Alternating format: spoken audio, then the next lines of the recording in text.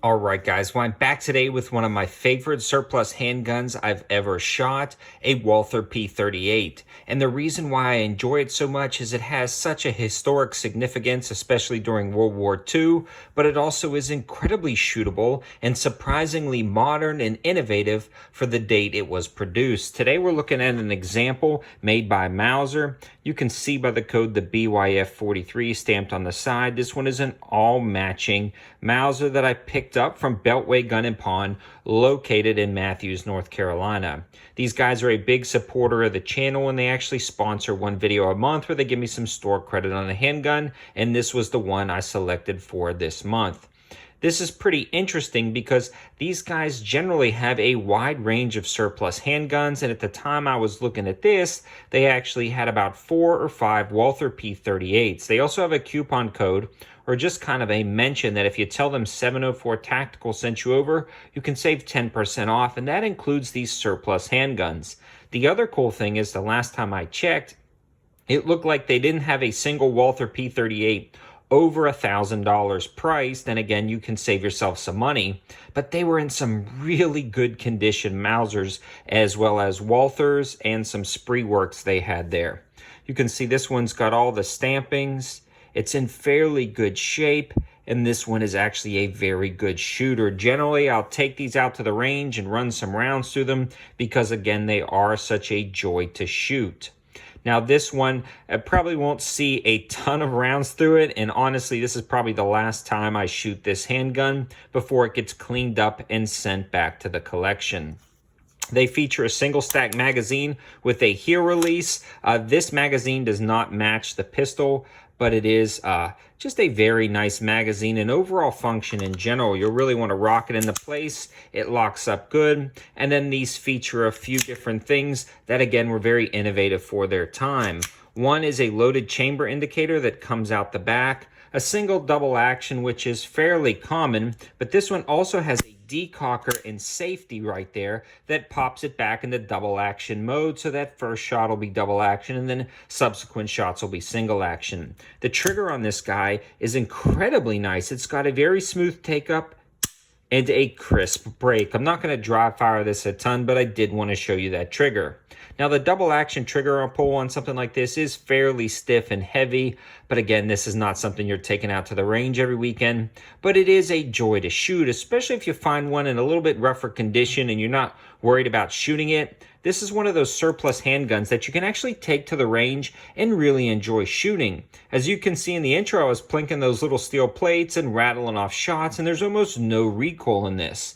This is also a great gun to get new shooters into just kind of taking it out to the range, shooting it, but not only just shooting handguns, but really admiring and enjoying the history of handguns and the history of what we went through, or generations before us went through, to acquire the freedoms we have today. I think it's really good to always understand history, learn history, and then kind of make that jump from history into reality. And I think this is a great opportunity to show younger people and explain to younger people the history of our country. So this is a pretty awesome service weapon.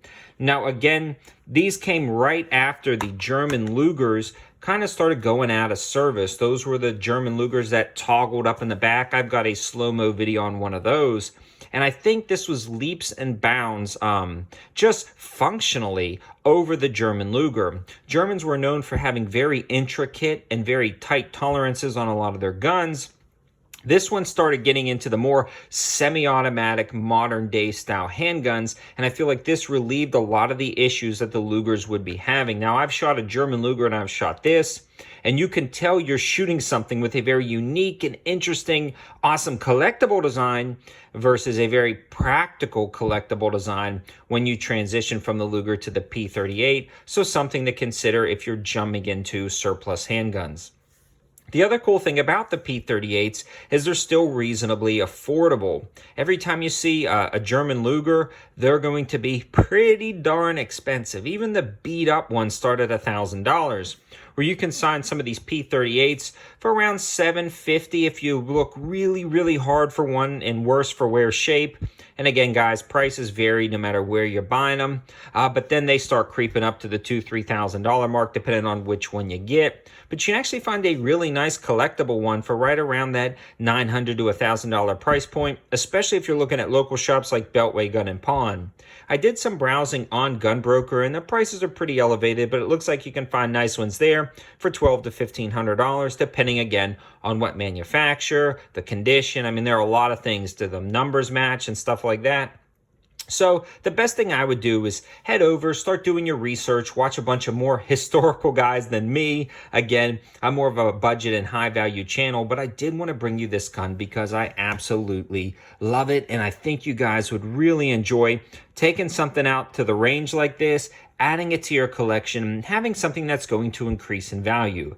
They're not making any more of these. There are a limited number. So getting a decent one into your collection is definitely going to increase the value and stability of your collection. With the prices fluctuating of AR-15s and other handguns like that, going up, down, left, right, and sideways, it's nice to have something like this in your collection that's definitely shootable, but steadily trending upwards in value and price, so you can really hold on to that value in your collection. So I've got 2 or 3 of these now, and I absolutely love them. I did not have a Mauser, so that's why I picked this one up, and I think this is an awesome gun.